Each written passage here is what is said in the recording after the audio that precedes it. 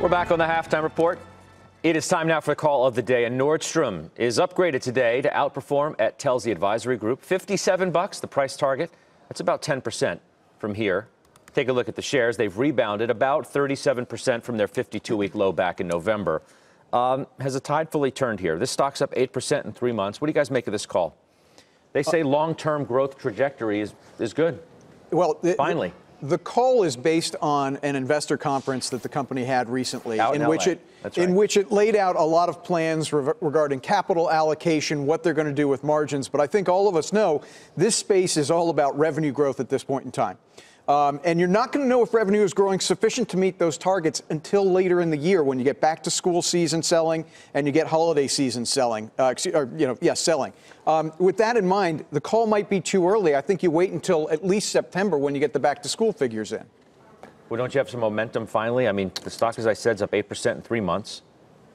I'll toss to you in 1 second. I'll just say, if you look at other comparables, if you want to be in this space, why not be in a Macys? Why not be in a Target, which has better prospects and is lower, are both lower multiples? Macys has had this huge run. Right. It's up 25%. It's still cheaper than Nordstrom's. I mean, if you say you have to be in the brick and mortar retail space right now, which I dispute, then why not be in Macys or Target, is my question. I mean, Macys is up from 22 to 37 from last fall. I mean, these stocks were priced to be basically going out of business last fall. What they've done right now is to say we've stopped the bleeding, cash flow is improving, but to Jim's point, revenue growth is going to be the most important thing. You're not going to see any revenue growth until the fourth quarter, so I think it's a little... You own Macys, though. We own Macys, and I own Hudson's Bay as well. And I think those are kind of the true value plays. It's been a rocky run with both of them. But we've owned them through, and I think Nordstrom's you could own as well because it's a very well-run company with a high-end customer. But you have to just say, I think it's a little too early going into the fall season because you're not going to know until the selling season comes. Let's keep it real. These are trades. None of these are investments. Well, they were trades from last year to now, but they can be investable. This guy's a longer-term investor, so he's not a trader. They are cash flow-rich companies that if they actually optimize their business, I think there will be really good returns in the long term. So this stock, JW Nordstrom, is trading where it traded in 2012. So they've been a well-run business for 6 years. They've been a good cash flow story for 6 years. High-quality management, whatever that means, for 6 years. It's irrelevant. The stock does nothing. It's literally like waking up every day and punching yourself in the face. What I'll take the other side on that is I say they have survived through the Death Star of Amazon right now, and they've actually proven that their business can be. We could be in the first inning.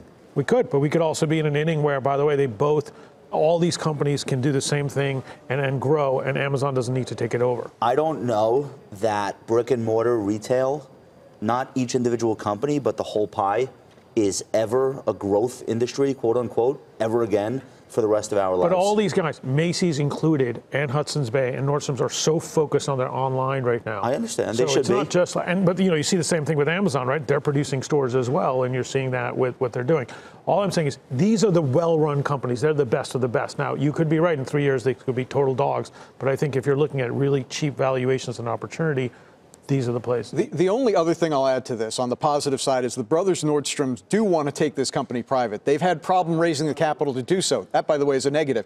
But if that capital ever freed up to them, that would definitely cause the stock to pop. The valuation is not what people want to fund. I'm trying to find something positive. The cost of capital is really me. high. They're not going to get single digits cost of capital. You know, it's possible to be a very well-run company and a great brand and still not be a stock that performs.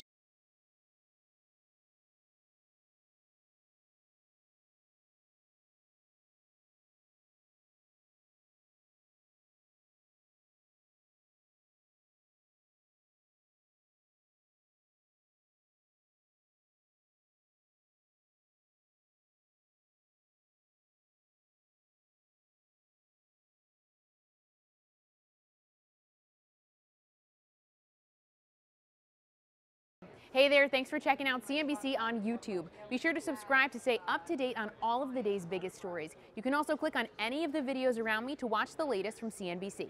Thanks for watching.